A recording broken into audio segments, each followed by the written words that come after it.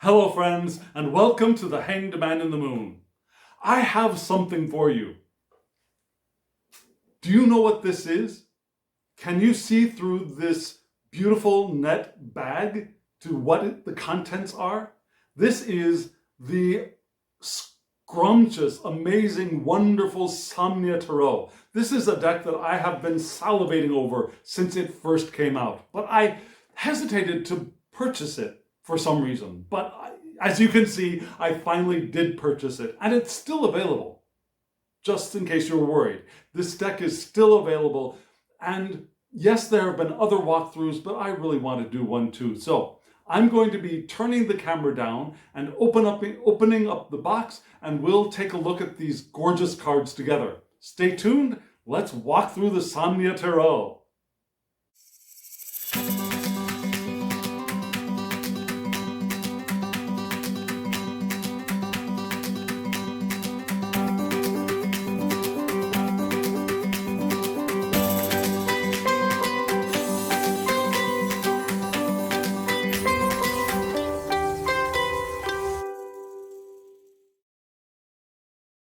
Friends, we are back, and this is, as I said, the beautiful Somnia Tarot in the nice little net navy bag. I love this color. It's not my favorite color is purple, but next to purple, this color of navy blue is my second favorite. I wear this a lot. So this did not come with, but I purchased separately the book. And the book also came in, well, the book came in this beautifully wrapped navy tissue paper. And with these two also came two cards. Yeah, the Somnia Tarot with information, well, a thank you card, basically. Thank you for bringing my project to life. This is probably what came with the Kickstarter. I think it started as a Kickstarter. But I didn't learn about it till later. So still, thank you for bringing my project to life, a card about that. And then another card here, the Somnia Tarot, explore the world of tarot through the visions of Nicolas Bruno, the artist, an artist who transforms his dreams and nightmares into surreal imagery. Now, this deck, many people find very disturbing. And we'll get into that as we look through the cards. I don't find it as disturbing as other people. In fact, probably I don't find nearly as much disturbing as many people do. I like spiders. I like snakes. I like bats. I like this kind of art. I don't find it disturbing. I find it beautiful. I find it intriguing. I find it draws me to it. And I'll talk about why it draws me to it as we look through the cards. But for some people, this is a disturbing deck. So let me just tell you up front that if you are easily disturbed, this might be something you might not want to look at for a long time. But I think this is a beautiful deck. Now, the author of this deck, you saw just a bit before, that this artist transforms his dreams and nightmares into surreal imagery. This artist has a very unique condition, one in which his body becomes paralyzed. We all become paralyzed in sleep so that we don't get up and walk around and hurt ourselves while we're dreaming. However, this person's paralysis lasts into wakefulness, into that semi-wakeful state. It's called sleep paralysis. And so it's a terrifying experience for someone who suffers from it. I don't know if one ever completely gets used to it. But this artist has that condition, and it's that condition which inspired this deck for him. So, Nicolas Bruno, our hearts are with you always, and we are deeply grateful for how you transformed your difficulty into this beautiful art. And I'm really excited to get into the deck, but let's take a look at the book briefly. So let me open up the book, and, well, I'm not going to promise to stop spitting because That's life, ladies and gentlemen.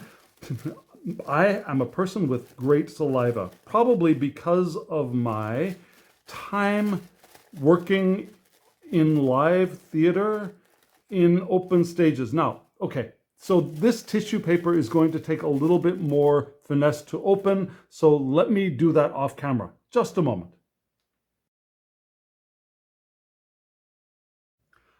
I had hoped to be able to save more of the tissue paper, but I at least got to save the seal that was on it. So that's going into my little cabinet of curios from my tarot purchases. So this is the book, the Somnia Tarot companion book. Again, it was sold separately, but I recommend it because look at what's inside. So we get into the book. Here's the frontispiece. We see the box for the book right there, the Somnia Tarot by Nicolas Bruno. And we have a preface, and we have the major arcana, the suit of swords, the suit of wands, the suit of cups, and the suit of coins. So the preface is brief, but you'll notice right from the beginning, the art inside the book is full color. And this is the artist right here, Bruno. And Bruno gives a very detailed description of creating this deck. This was produced in 2021 during the pandemic. And then we go into the book, into the major, the information that we really, really want. We get a full picture of the cards. We get a description of the card. New beginnings, keywords. The fool, previously bound, now cuts the ties to his bed, thus beginning a voyage into the unknown. A burdensome anvil and coarse rope attempt to anchor the fool to the room's confines. The fool, in liminal state between sleep and consciousness, is guided by an unseen force into the mist. With a dream journal in hand, he is ready to document his experiences. The fool will undergo a grand transformation and forge his role within the Somnia Tarot. This composition is a self-portrait inspired by my own experiences with sleep paralysis, lucid dreaming, and out-of-body phenomena. The characters in the Somnia Tarot are conjured from the entities that I meet in my dreams and documented in my journals. This faux bedroom scene was constructed by the Marshlands Edge on Long Island, New York. So you see, even though the description is not long, it gives you a description of what's in the card. It's not just, this is what the fool means, this is why the fool, this is how we could imagine the fool. It gives us exactly what we're seeing in the card, so we don't miss important elements, which I think is wonderful for a deck, particularly a deck like this. So each of the major arcana, but wait, it's not just the major arcana. The minor arcana has the same large full color image and the same amount of description of the card, of the image that we see in the deck, not just a general description of what the Four of Swords, for example, would mean for the artist. This is actually describing the card, which I think is so important, especially for a deck like this. Now, this is my only photographic deck, to my knowledge, that I have in my collection, and I generally don't like photographic decks. But this one, again, I've wanted for a long time. So we go through all of the cards, and yeah, that's it. This a little bit about the author, Nicolas Bruno, and that is the end. This entire book is only about the deck. Now, there are no spreads, there's no other information. So, if you are a beginner, you have never used tarot, you don't know tarot well, I would not suggest this deck. But if you already have a sense of the cards and how to use them, I think this deck is wonderful. It's a beautiful deck. Some people would say it's for shadow work. I don't do shadow work in that way. I think all work has light and shadow. I think all of my readings have both light and shadow. I don't need to do a separate kind of shadow work. I don't have to do separate inner child work. It's all, to me, the work of tarot. And so, I'm not going to separate this off into some special different category But I am going to use this deck in a unique way, probably, and I have not quite explored that yet, but I'm looking forward to exploring it. Okay, so that was the book. Now, let's get into the deck. Oh, this deck. Again, I love this color. I love this navy. Let me open up the plastic here off camera. It won't take much time because this deck is very easy to get into. There we go. So we have a two-part box. Da, da, da, da. And this is probably one of the knights. Now, okay, so this sheet being over both human and horse, does that scare you? If it does, again, this might not be the video for you. If not, if you see the beauty of this, if you see the archetype within this, let's walk through this deck together.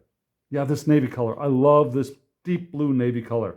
Inside, we have a very small little white book, very white little book. And this little white book has, again, a little description of an introduction by the author. And then we get into the major arcana with just keywords. Then we get into the minor arcana with just keywords. So again, I highly recommend buying the book separately. This is what the backs of the cards look like. Navy, beautiful, beautiful cards, beautiful backs. And they were upside down. Okay, so this is the right side up. This is right side up, and we see the compass of the architect, or perhaps even the mason. Looks a little bit like a ciborium. I think that's what we call it in the Roman Catholic circles, where the host, the Eucharist, the large one, which is carried around in processions, is in this big gold thing, and this reminds me of that. The inside of the box, nothing to write home about, just plain. The inside of the lid, just plain, but it's very easy to open and close. Oh, but I don't do what I just did. Without a deck in it, this is not the kind of box you want to put the lid on. So what I usually do with this kind of a box is when I take the deck out, I put the box like this off to the side so that the lid and the base are together, but they're easy to get back into. So we've got a little bit of plastic here. Let me remove that off to the side using my X-Acto blade. And let's get into the deck. Oh, this is so wonderful. This is so wonderful. I've wanted this deck since it was first produced. And you saw the backs. This is the front. Now, you may be wondering about size. Let me give you a comparison with my standard Make Playing Cards deck. This is a Make Playing Cards standard tarot size deck, and you can see that the Somnia Tarot is just a hair wider and taller. Now, so if a standard tarot size is a little difficult for you to use, you might want to trim this. And trimming the sides would be no problem. And it looks like if you're careful, you could trim this down top and bottom just a bit. Might even be able to trim off the very, very top and just leave the bottom. I don't think I'll do that because I have big, long-fingered hands, and this will not be a difficult deck for me to shuffle. But if this size is a little bit too big for you, I think removing the top would not be a problem. Just leaving the bottom border, I think, would be okay. That would be a decent trim job. And then you would lose this around the back border, which wouldn't be a problem. And leaving the bottom, I don't think that would be a problem either. So if you do want to trim this, I think it's possible. I don't think it would be problematic. And even after getting used to the deck, you might even be able to take off this bottom, because these cards are not difficult to see or to read what you're seeing. Now, you'll be able to see the number of elements, like the number of coins in the suit of pentacles. You'll be able to see the number of cups in the suit of cups. You'll be able to see the number of wands in the suit of wands. So having those numbers are not going to be very necessary for this deck. Okay, now thickness of cardstock. It's a little bit thicker than a Make Playing Cards cardstock. Let's see, do you see much glare on camera? There is a little bit of glare here, isn't there? Let's see if I can do something to get rid of that glare. Just a moment. Let's see. Does that help? Let's see, let me cut down a little bit more of the side light here. Let's see if this is going to help. Is that too dark? That may be too dark. Let's see. That may be too dark. Okay, we may have to live with some of the glare.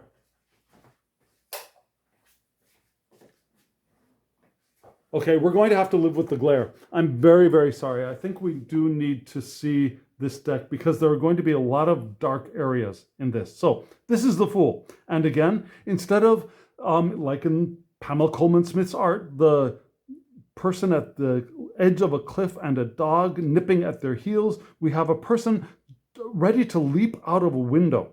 Yeah, they're tied to their bed, like one might feel one is experiencing when one is in the middle of sleep paralysis, being tied to your bed, unable to move. This person is now able to start making some movement, to leap out of the bed into the world.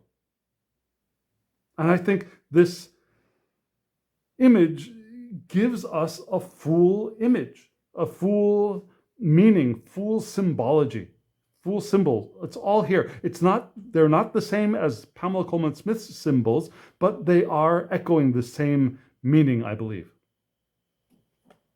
So this is the Magician. And you can see we have the coin, we have the sword, we have, let's see, coin, swords, cups. Do you see cups in here? Or wands? Oh, pail. The pail is the cup. The sword, the coin. Now, what about the wand? Now, the wand, let me just briefly check the book to see where the wand is. Let's see. The magician commands the 4 elements of the symbols, the minor arcana at his will. The magician, with his hazy staircase before him, bravely ascends into the unknown, while a rose representing a pure intent is emblazoned onto the magician's journal as a reminder of the beginnings and the roots. The ropes which control the symbols of the minor arcana intersect to form a lemniscate that traditionally rests above the magician's head. Okay, so the idea is that this is forming a lemniscate. I don't see the wand that would be here. Let's see.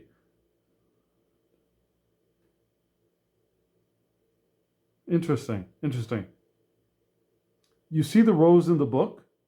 We see the candle instead of a wand. Maybe the candle is the wand. Let me just check. Let's see the suit of wands. Yes. Okay. So wands. Wands in this deck are represented by candles, which makes sense because it's the suit of fire, right?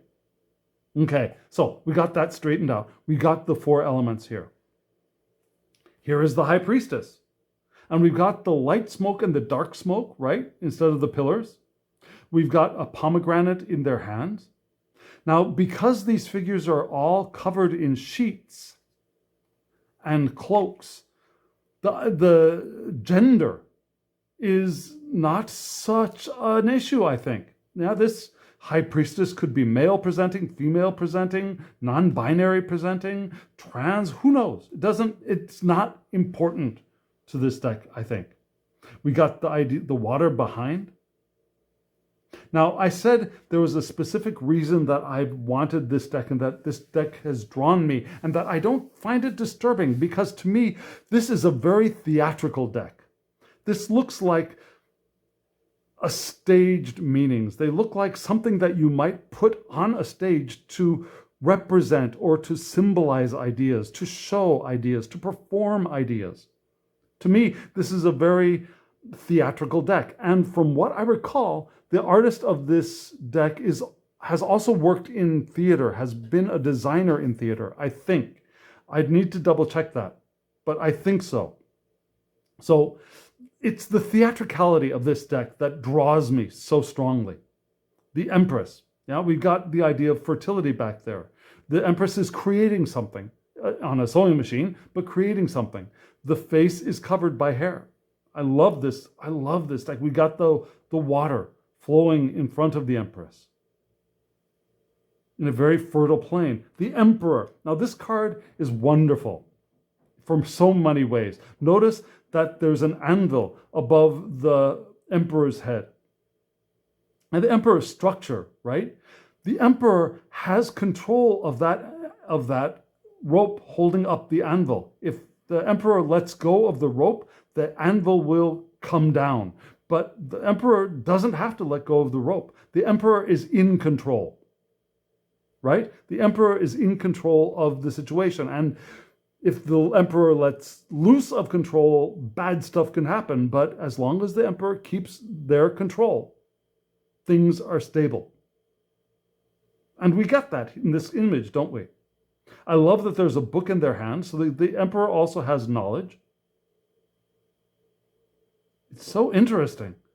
So interesting, this deck. The Hierophant, yeah? Looking a little bit like a bishop, perhaps, sitting on a bishop's seat with two urns beside them, instead of having... Oh, there are two columns. There are two columns back there.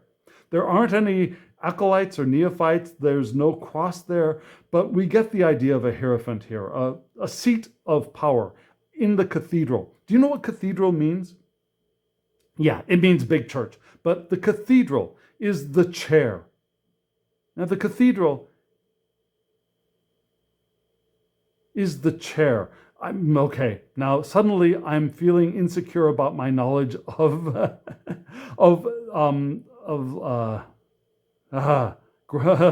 vocabulary. The vocabulary is not coming up, but I think, as I recall, cathedral means chair. It's the bishop's chair, the seat.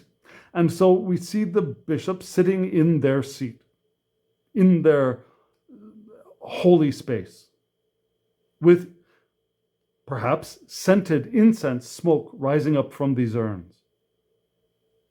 Oh, this is so wonderful. And here we have the Lover's card. We have two figures.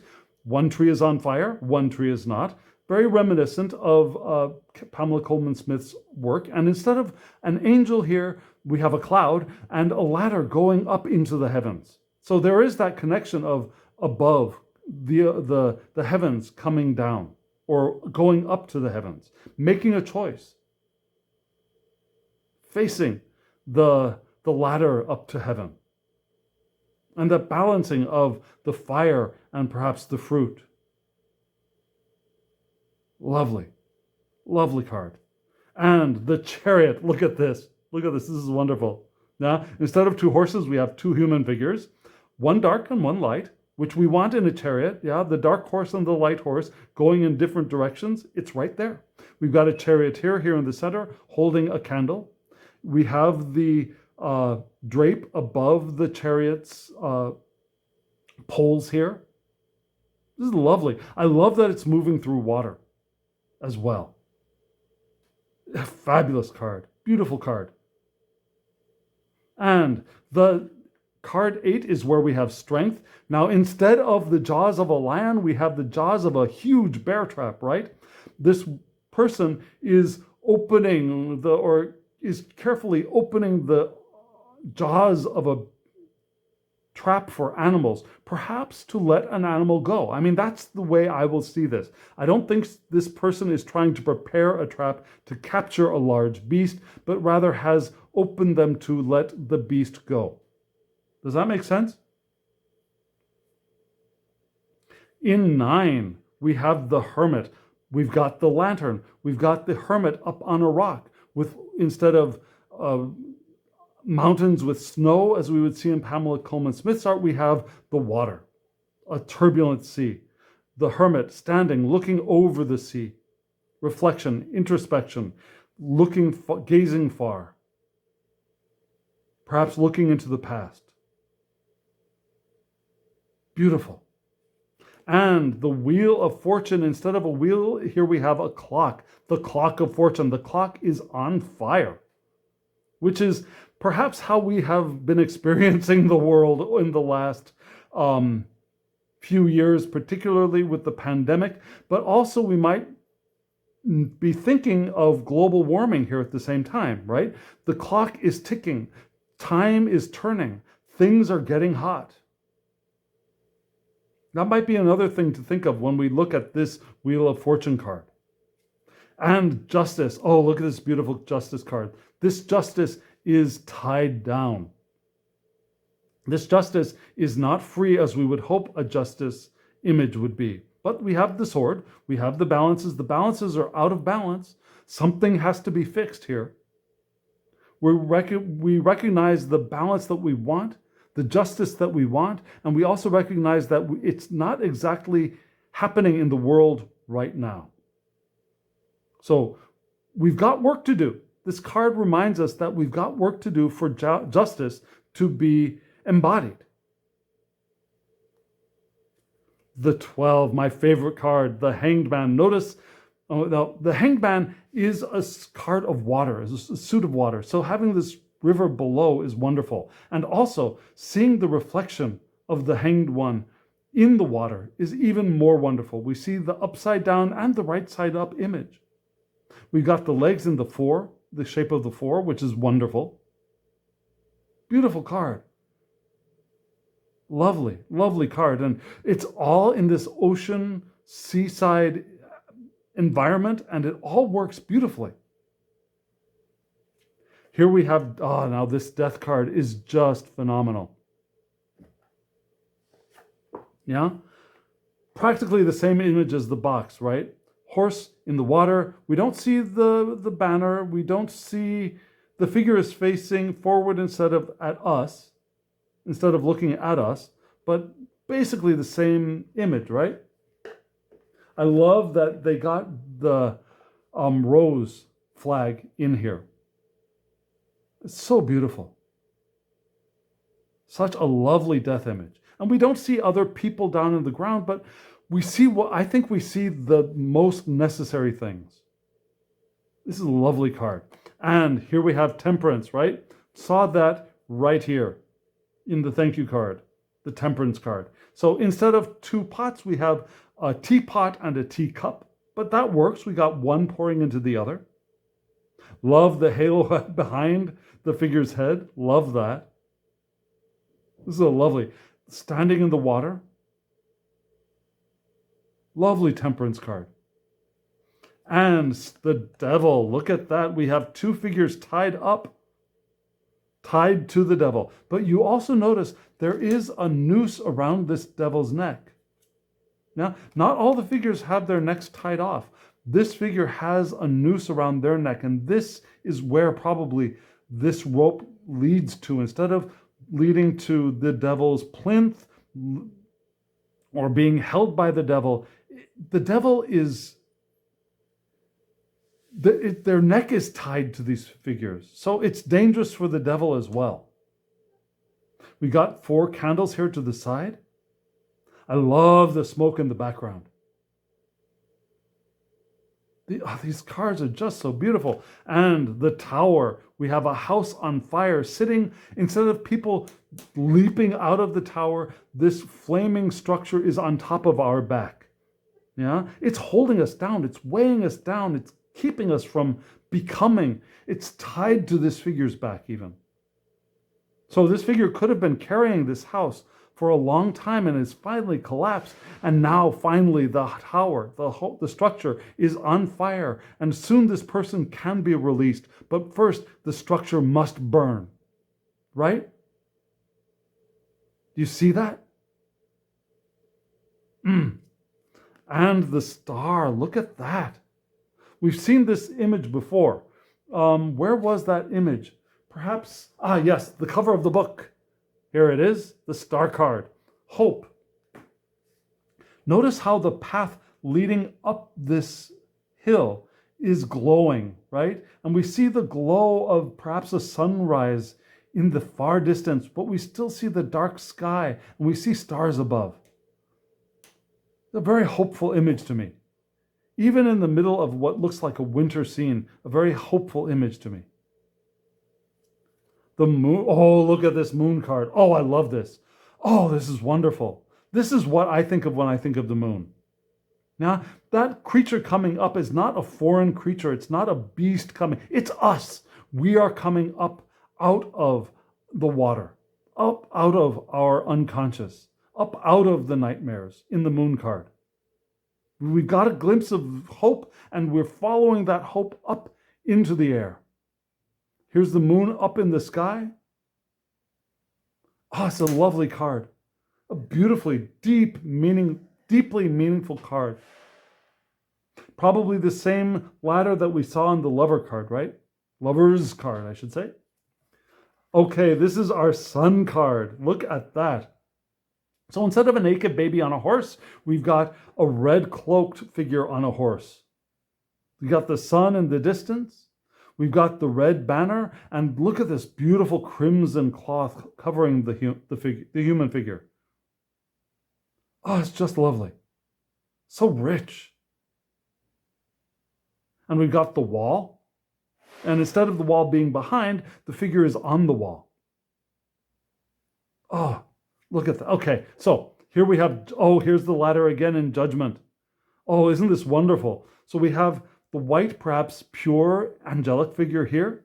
We have the figures rising up in black, from darkness into light.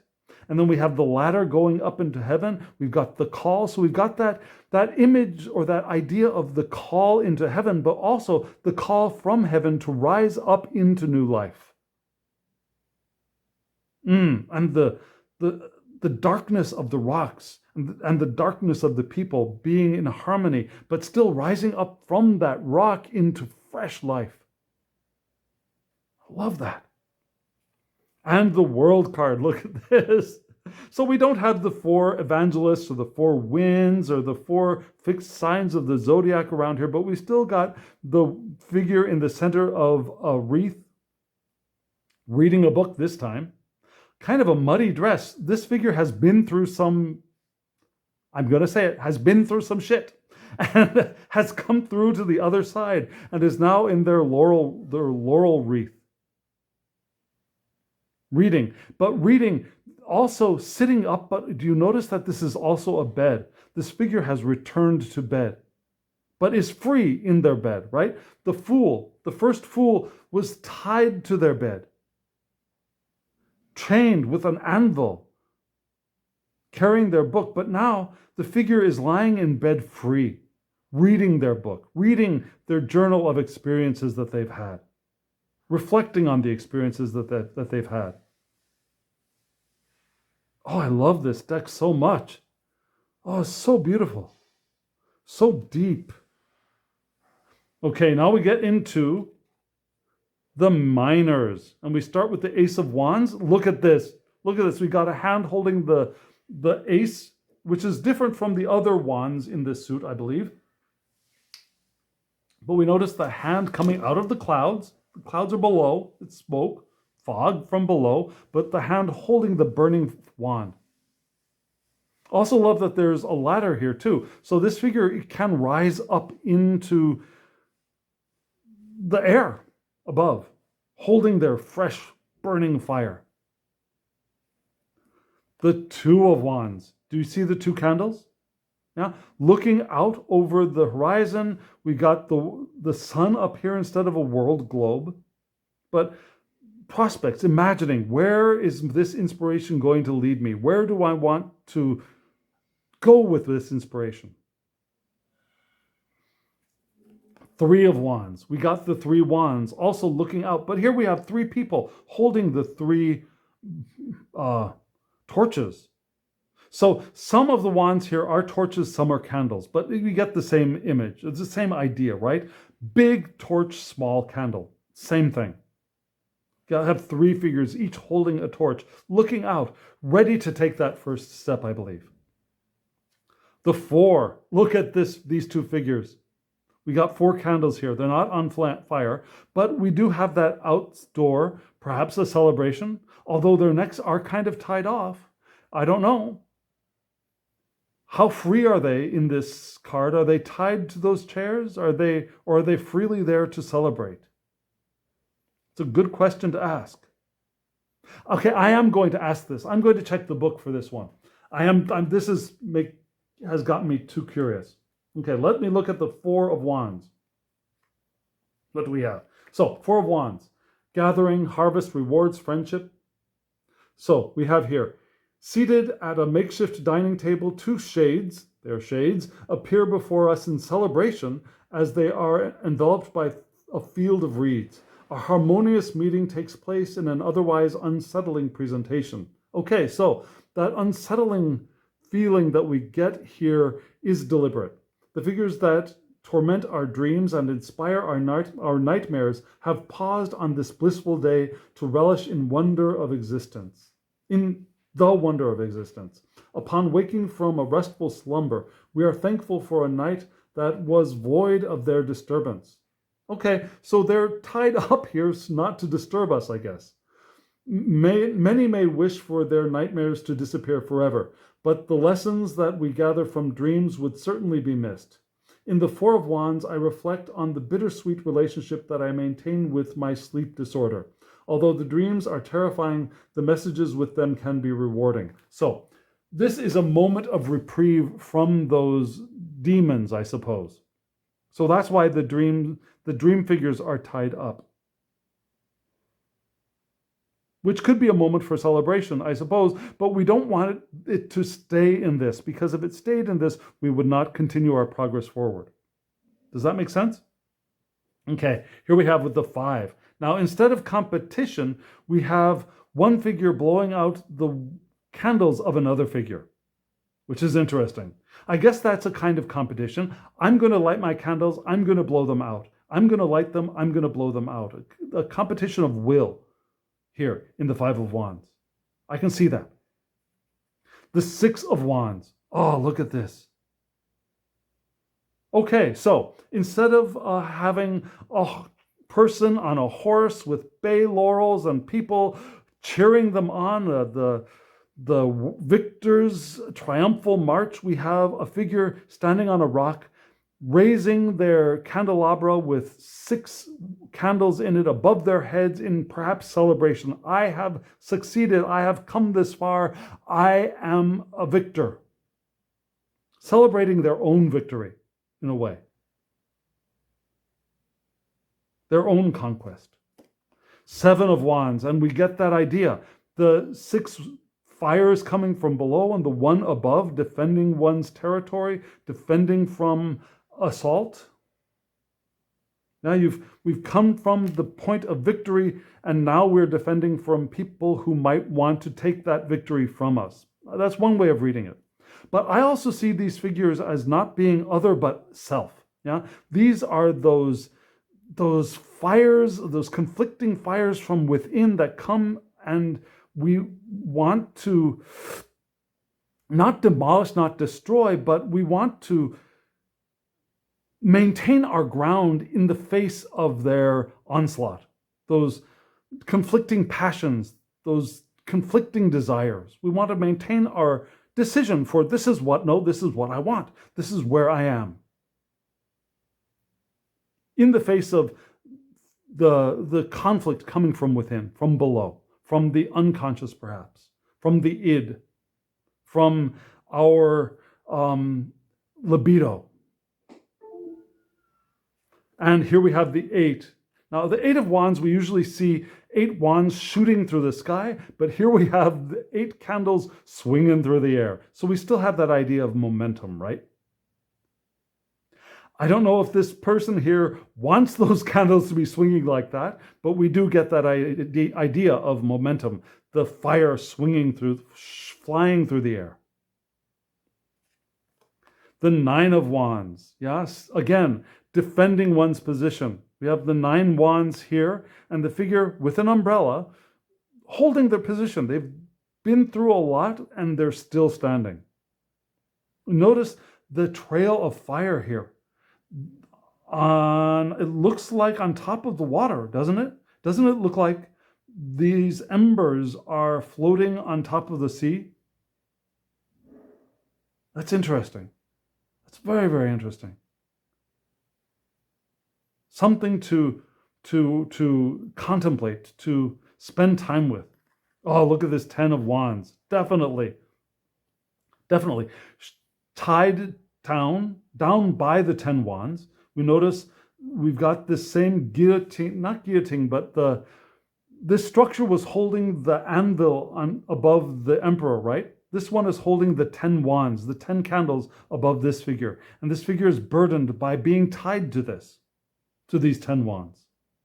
And at the end of their rope, right? And look at this page of wands. Okay, so the page is the wand. Yeah, the face is the wand. And doing a little bit of creativity here, perhaps drawing, perhaps writing. You would normally think of writing as being a suit of swords activity, but this page seems to be creative in some sense. And the Knight of Wands. Now, a figure holding their candles, riding off on an adventure. We get that, right?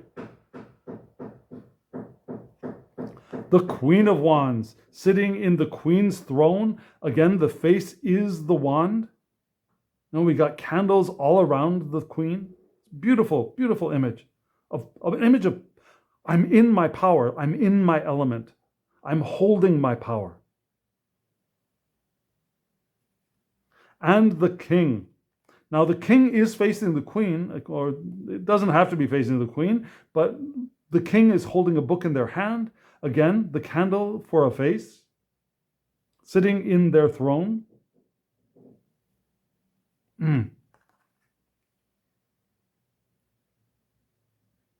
Interesting. I'd be interested to see if the way these candles are configured, let's see that we have 4 here.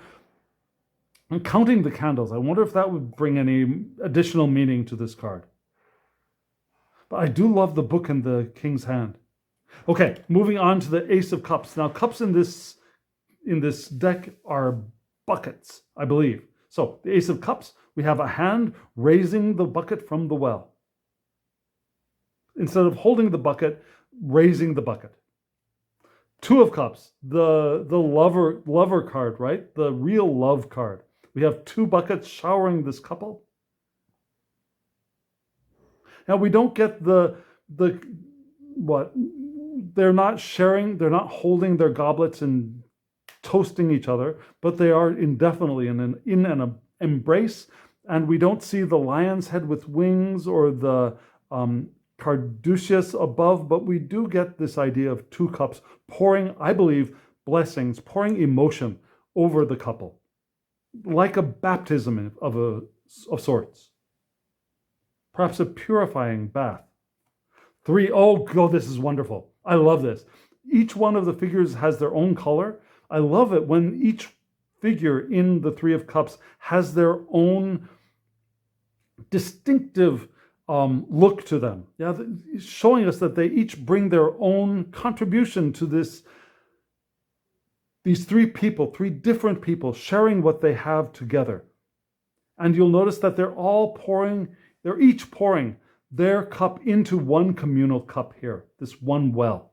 That's such a deeply meaningful image, I believe. The 4 of Cups. Now, this 4 of Cups, this person really looks like they're bound to their cups, right? To their buckets. Doesn't look like a card of ennui or dissatisfaction. This almost looks a little bit 5 of Cups-ish to me. But this is the 4 of Cups. Carrying the burden of their cups. That's interesting. Not looking as stable as I would think of when I think of the 4 of Cups. So this is something that I would want to work with. Now, the 5 of Cups, this looks like a 5 of Cups to me. Instead of having 3 overturned and 2 cups standing, we've got 3 buckets standing and 2 overturned, but we get the same idea. We have a figure bound up to their umbrella. They've got an umbrella. They're ready for the rain in case it does rain, but they're bound to their umbrella. Yeah, they need to release themselves from whatever has bound them up in this time. And there are still the 3-cup buckets standing for them to take advantage of. Yeah, they're not all spilled. We get that image. We get the idea of it being bound and needing to free oneself. But that all is not lost. 6 of Cups, the nostalgia card. We perhaps an older figure and a younger figure, one pouring liquid into the younger figure's bucket. You get that? Yeah. I get this idea of like a grandparent and grandchild, or mother and child. Grown child, but child. Interesting. Do we have 6 cups? 6 buckets. 1, 2, 3, 4, 5. Yep. And in the well, 6. It's all there. Oh, I love this. Oh, look at this. The 7 of Cups. Each one of these buckets has their own thing, right? We've got coins here. We've got books here. We've got a ghostly head here. We've got a plant here. We've got a cloud here. This might be, I don't know, lighter clouds and just water here, maybe? I don't know. I'd need to look at the book to see exactly what it is I'm looking at, but we see different things in each one of these buckets. And so there's the idea of a choice, of perhaps daydreaming, envisioning what we want to choose. I love that. And I love that this figure doesn't look like they're so stunned or surprised or overwhelmed by the choice. They're contemplating. What do I want to do? What do I want to choose? What is mine? What is next? The 8 of Cups. Oh, love this. We got 2 sets of 4. We got a figure ready to walk off. We got water flowing. We got that here. Now, time to leave it all behind. Love that. Love this little candle here. It almost looks like a ship, but I don't think this is a ship. I think this is rock. Maybe it is a ship. I don't know. We need to look at the book. It kind of looks like a pier and a ship, doesn't it? A boat. And maybe a fishing? No, maybe like a gondolier's pole. Maybe. Doesn't look like a fishing rod to me.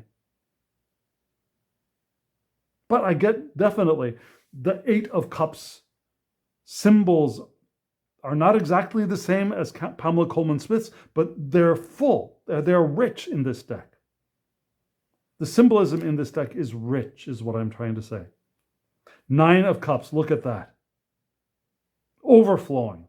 Yeah? Overflowing with water. And water flowing down the sides, and the buckets are overflowing. We don't have any people here, but definitely we are satisfied. We have more than enough. And then the 10 of Cups. Look at that. I love how the water flows from one to the other, to the other, to the other, to the other. Isn't that lovely? Now, pouring out our emotion to feed the other, which is how I see the 10 of Cups. The 10 of Pentacles, we pour out our resources to feed those around us. In the 10 of Cups, we have so much that we can pour out our emotion to support others.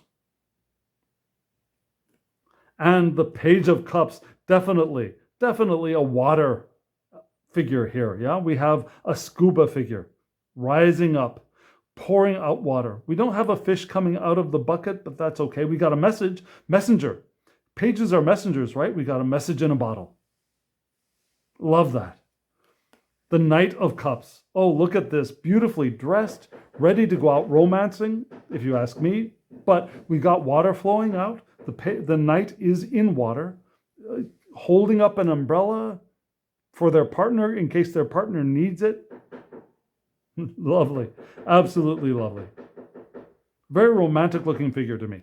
And the Queen of Cups, pouring out her emotion, feeding a plant here. Look at that, watering a plant. Lovely image. And you say, oh, but her hair is so scraggly. She looks like she's she's just had a really rough night. But okay, yes, there is that. But I can see so much else in this as well. I see the potential here. I love this deck. What is the king doing? Oh, look at this king in the middle of the water, seated in the water, but stable, right? The water, now this does look a little bit like water torture, water pouring down, looking a little bit like waterboarding perhaps, but this king is stable. Now, these buckets in the water are unstable, but the king and the king's bucket are stable, if you ask me. Even though the water around the king could become turbulent, the king is stable, holding their own. Okay, here we go to the sword suit. I love this. Look at that. So we have a hand coming up from the mists, holding the sword. Just like we would, well, similar to what we would see in Pamela Coleman Smith's art, or even Mercedec, but instead of the hand coming up out from the side, coming up from below. Looking a little bit, now it's not exactly, but I also get that the Excalibur, the Lady of the Lake raising the sword from the lake, I get that kind of a feel from this image as well. Do you? Can you see that as well? I know it's coming out of a trunk, but we do get to see the lake in the background, the water in the background. It's actually probably the ocean. And we see the mist and the hand coming up from the mist. Ah, Two of Swords. Very, very Pamela Coleman Smith. Female presenting figure, eyes covered, two swords crossed in front of the chest, water in the background. Definitely, totally Two of Swords vibe. We're just missing the ships in the water, right? Do you see the moon? We got the moon up here in the sky. That's there. Lovely. Three of Swords. Okay, so instead of a heart, we have a figure in red clothes. Now, the figure is themselves the heart. And the three swords, they're not actually piercing, but they are hanging above this figure who's learning from their emotional experience. That's how I would see the Three of Swords. What we have learned, what we have gained, what we have become, and what we can communicate from the experiences we've had. Beautiful figure here. Nice cows. Just saying. Okay, moving on to the Four of Swords. Okay, so we have that idea of, now instead of being a tomb with a knight in the middle of a crypt, we have a figure on the ground, covered up by a sheet, and four swords around them, pinning them down. But we can still get that idea of recovery, of recuperation, of perhaps even meditation from this card. So interesting. Okay, sorry, we've got a person with a phone coming near us. Hopefully they will answer their phone quickly. Five of Swords. So the Five of Swords, we usually see a figure holding the swords, and there are two defeated looking figures skulking away in the distance. We don't get that here. We get a figure rising up from a ladder. They're bound, reaching for the swords. So I don't quite get that sense of victory, or victory has not been accomplished yet in this card.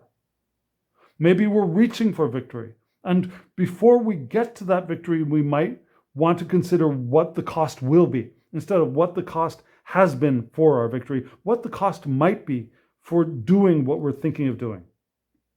Giving perhaps a heads up might even be more hopeful than Pamela Coleman Smith's art.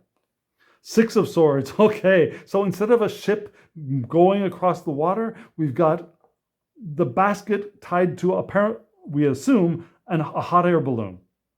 Again, ready to move forward, right? We got the six swords here in the ground instead of in the ship, but this figure is ready to move on. Now, are you thinking they're full of hot air? Okay, but still, they're ready to move on. The Seven of Swords. Okay, so we got, instead of one figure leaving two behind and carrying five off, this figure has all seven swords pierced into a trunk that they are moving off with. They're taking what they want and moving away. Now, are they stealing this? this trunk with the swords? We don't know. That's up to our interpretation. This stuff could be theirs. They could be going their own way. The other people are off in the past behind them, and they're going their own way. That's how I would generally read the Seven of Swords. But it could also be thievery, right? And the Eight of Swords, we've got the figure we want, or the figure I want. We've got the figure surrounded by swords. They're bound, they're blindfolded, but there is a way out. They could rise up. They could use the swords to cut themselves loose. There is a path forward.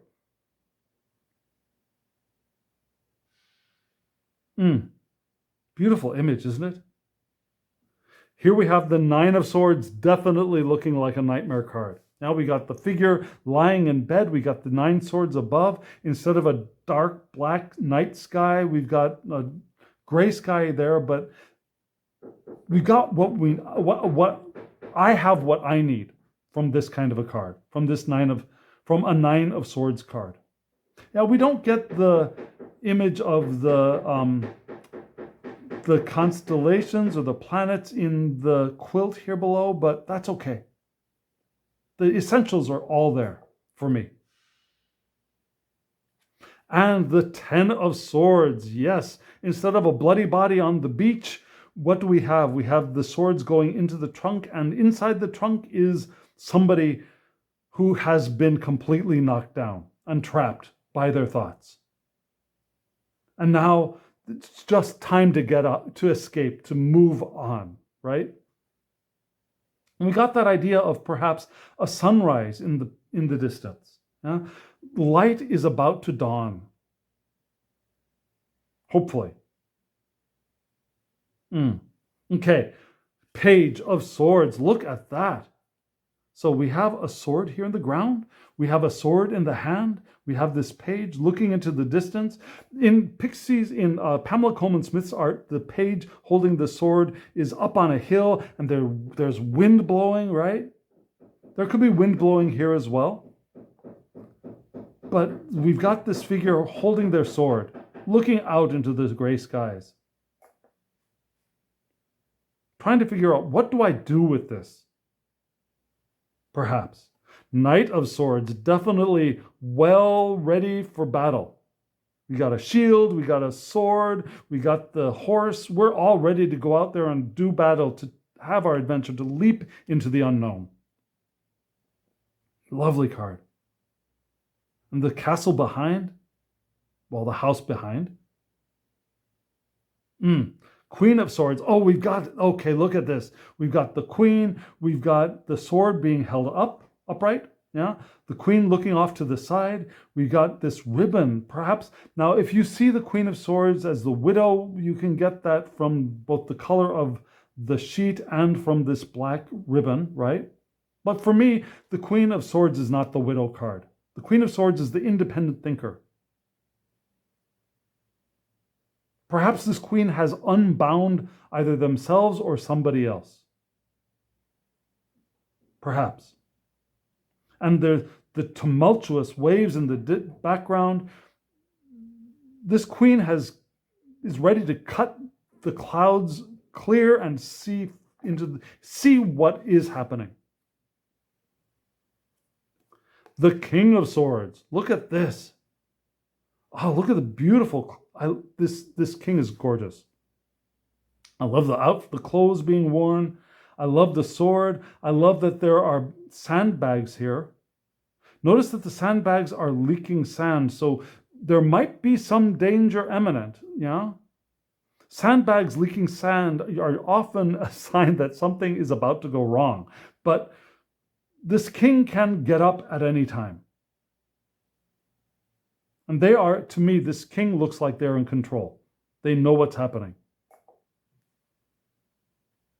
Okay, Ace of Coin. And we have two hands lifting the coin up from the trunk of mist.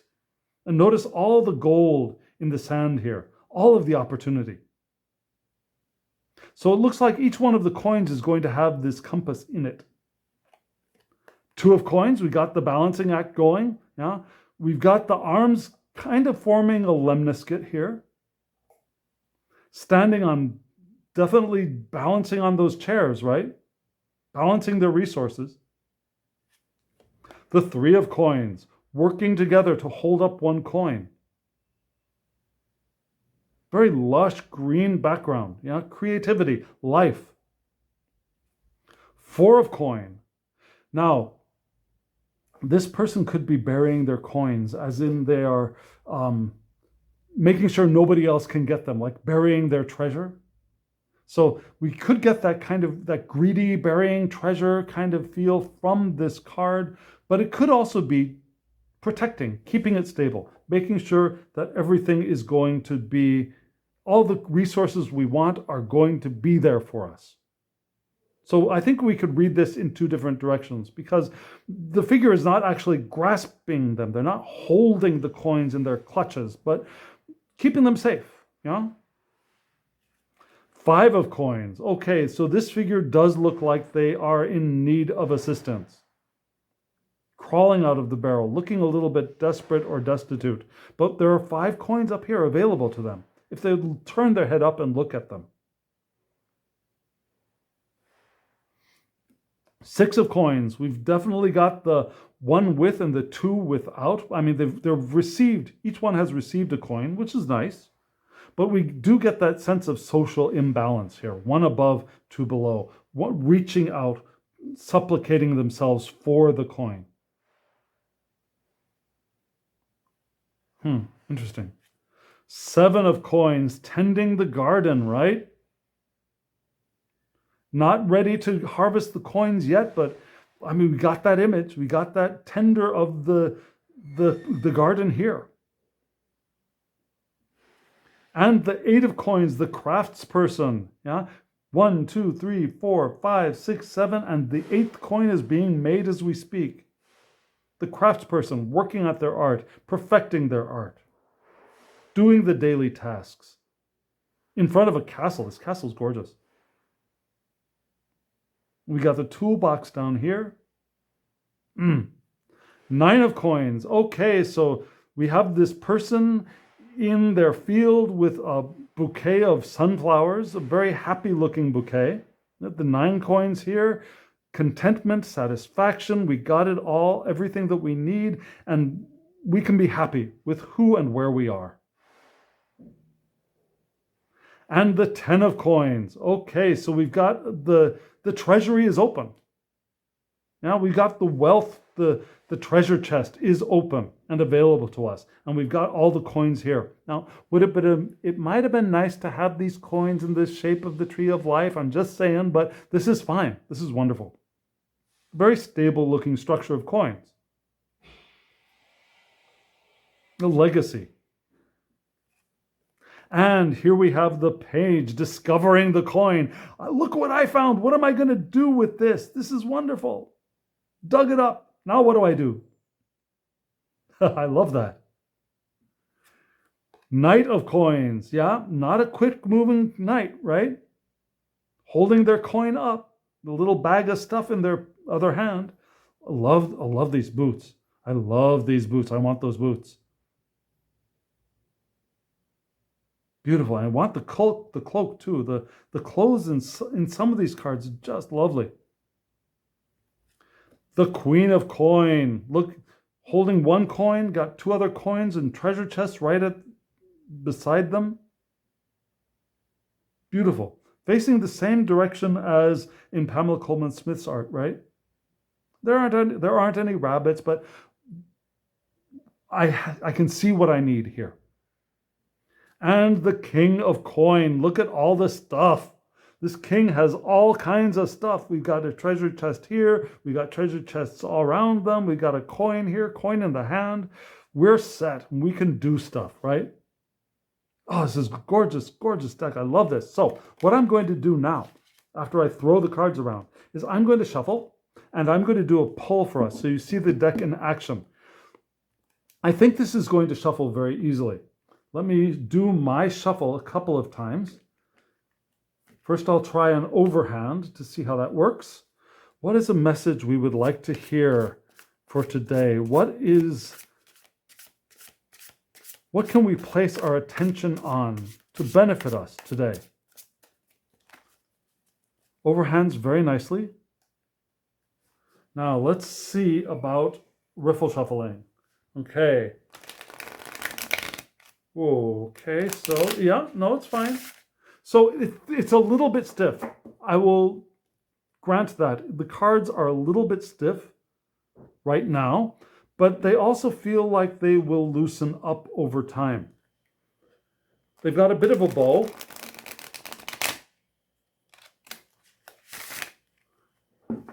But they do riffle shuffle wonderfully. Now the riffle is fine. I have no trouble.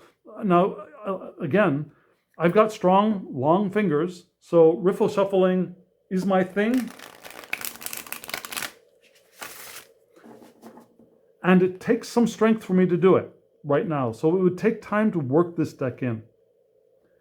What is a message we would benefit from hearing today? Where would we benefit placing our attention today?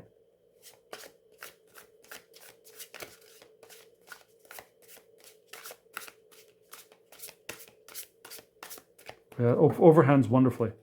And I'm a clumsy overhand shuffler, but that works fine. Let me cut the cards. Where would we want to place our attention today? What would we benefit from focusing on today? Okay, that's wonderful. Doing our work, yeah? Paying attention to what we are doing. Honing our craft. Maybe spending a little bit of time outside as well. Now, this figure is not inside. We can go out to do our work as well. We can work in nature and receive that energy of the earth as we shape earth into a form that we want to create. We want to and do the work, do our daily tasks, keep our routines. That would be beneficial for us all. We've got the tools. We can do it. We've done it before. We can do it again. So friends, what do you think? Do you think this is a gorgeous deck? Or are you still disturbed by it? I'd love to hear from you. Do you have the deck? Do you use it? I'd love to hear about that as well. So friends, like this video if you're still with me, and let YouTube know that other people might be interested in this video as well. Every thumbs up gives YouTube the signal that it can show other people this video. Also, subscribe to my channel if you haven't subscribed, and hit the alarm bell. I'm going to be doing more videos in the coming month, and I have an announcement to share with you, which will be up probably about 24 hours after this video goes up. So keep your eyes open for that. And share this video with other people. Yeah, copy the link, share it on other platforms, other people who might be interested in this deck. It is still available. And comment below, friends. I would really love to hear from you. What do you think of this deck? If you want a private reading from me, perhaps with this deck or another system, I'll have my Instagram link below, so you can hop over to Instagram and send me a direct message there. We can get you a private reading. And friends, now, as always, I wish you love, joy, well-being, and pure awareness. Thank you.